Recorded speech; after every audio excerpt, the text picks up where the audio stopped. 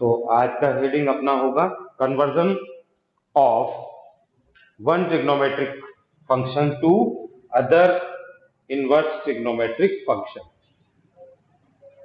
इस तरीके की एक टेबल मैं यहाँ पर बनाऊंगा कन्वर्जन में, जो आपको समझनी है, और इस टेबल को किस तरीके से फिलअप करना है इसके अकॉर्डिंग अपन समझेंगे। सबसे पहले बात करते हैं साइन इनवर्स एक्स।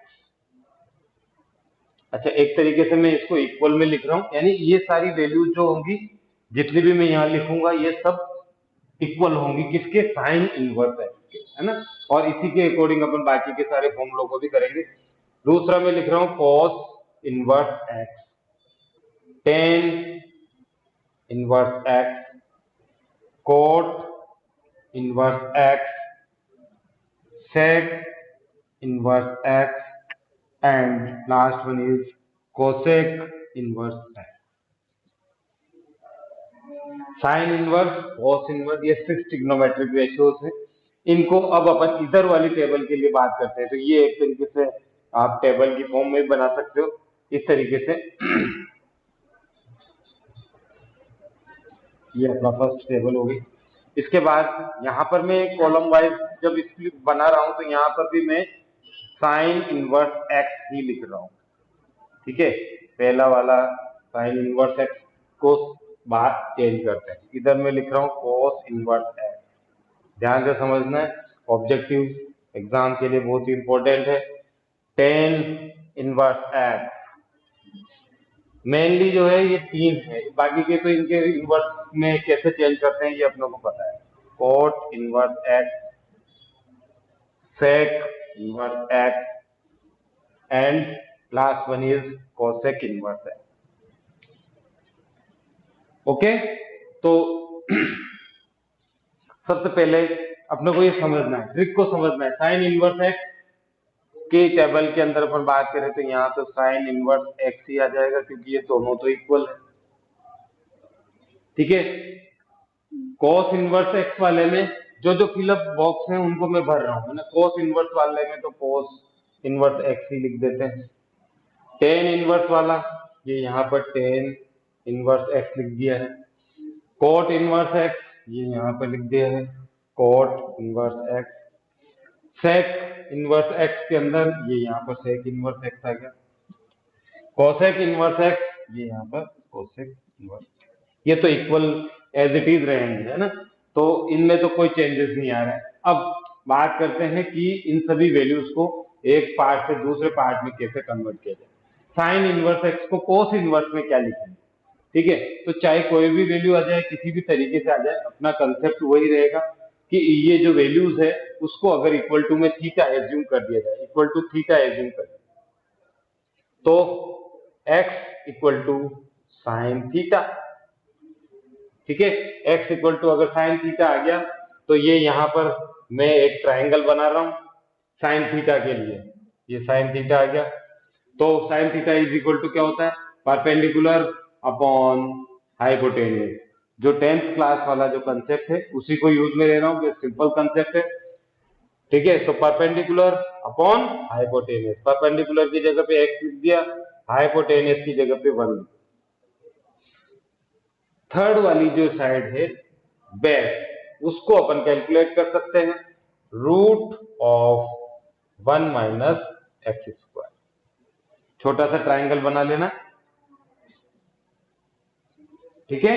अब ट्राइंगल बनाने से तीसरी वाली जो साइड है वो अपने को इसके अंदर से मिल गई। अब अपने को जब कॉस की वैल्यू चाहिए तो कॉस थीटा की वैल्यू क्या होगी? वही कॉस इनवर्स में कन्वर्ट हो जाएगा। टेन की वैल्यू होगी तो टेन थीटा में कन्वर्ट हो जाएगा। यानी ये सारी वैल्यूज आपस में किसके इक्वल में लिखी जा सकती है, ये अपन देख रहे हैं। मैं इक्वल टू का साइन सब जगह लगा रहा हूं। तो अब बात करते हैं कि sine inverse x is equal to in the term of cos inverse, ठीक है।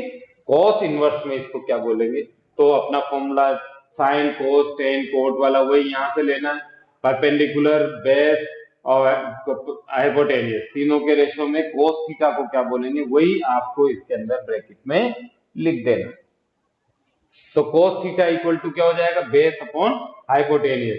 बेस अपॉन हाइपोटेनियस का मतलब हो गया root of 1 minus x square. तो बेस की वैल्यू हो गई और ये हो गया 1 को लिखने की कोई जरूरत नहीं है, इसलिए finally sine inverse x equal to cos inverse 1 minus x square of root of 1 minus x square upon 1 की कोई जरूरत नहीं। ठीक है, ओके।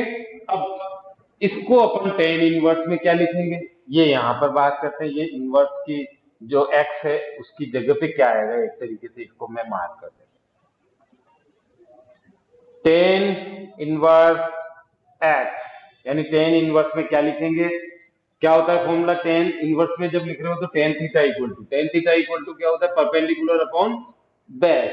परपेंडिकुलर कितना है, एक्स, बेस कितना है 1 माइनस एक्स स्क्वायर।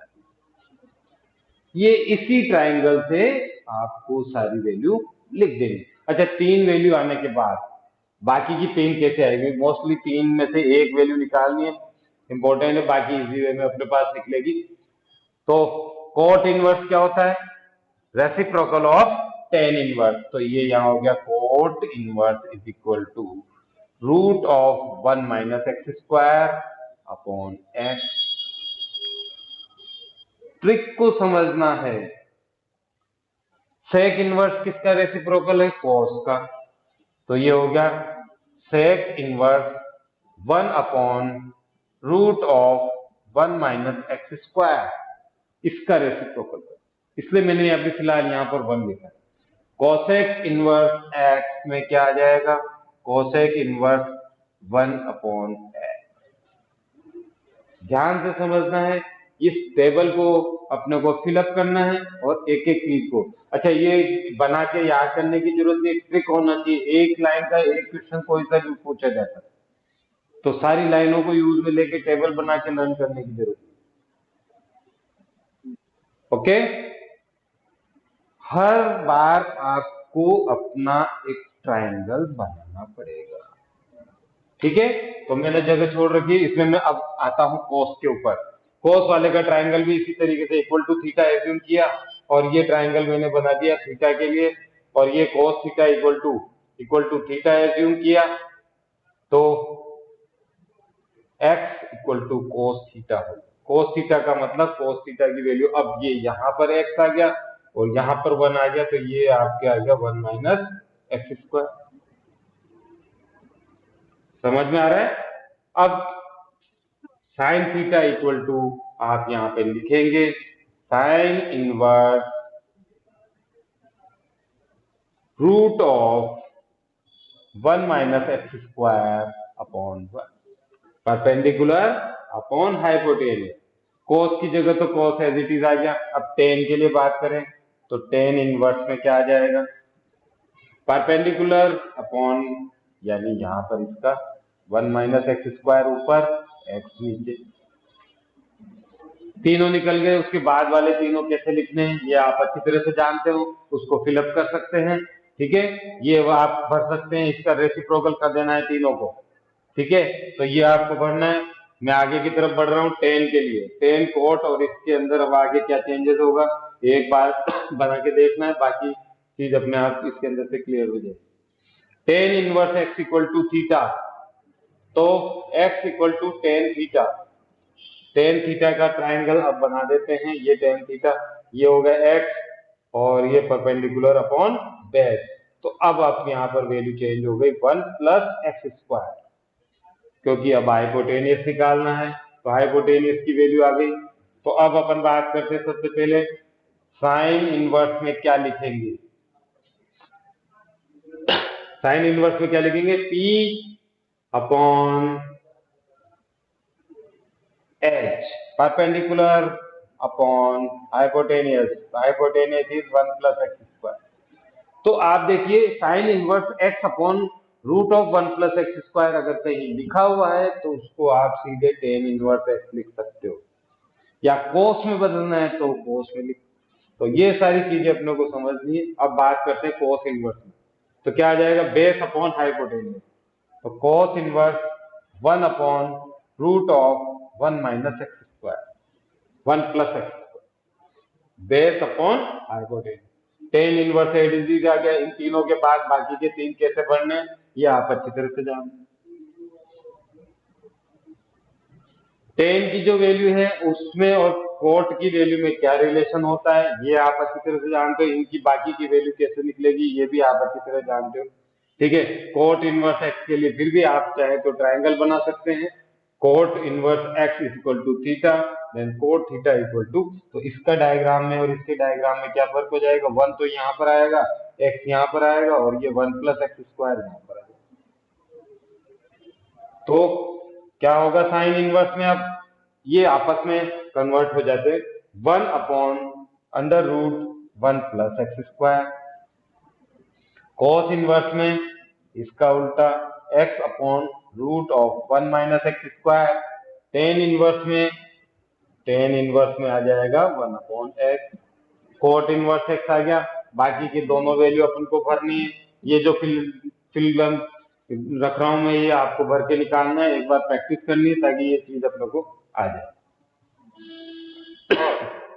ओके, एक वैल्यू निकलने के बाद दूसरी वैल्यू आप ऐसे भी निकाल सकते हैं। सेक इनवर्स एक्स के लिए और कोसेक इनवर्स एक्स के लिए भी इसी तरीके से ट्राइंगल बनाना है और इन सभी वैल्यूज को अपने को कैलकुलेट करना है, कन्वर्ट करके देखना है। तो ये चीज अपने को समझ में आ गई होगी। इसके ऊपर अपने को थोड़ा सा काम करना है, बाकी की वैल्यूज को निकाल के देखना है। एक कंपटीशन एग्जाम में इसी तरीके की फॉर्म में एक वैल्यू को अलग अलग फॉर्म में करके दे दिया जाए। एक वैल्यू आपको साइन इनवर्स में कुछ भी दे दिया जाए तो बाकी सब में आपको कन्वर्ट करना आना है। ठीक है, तो इसको अच्छे से समझते हुए अपना आगे काम करना है।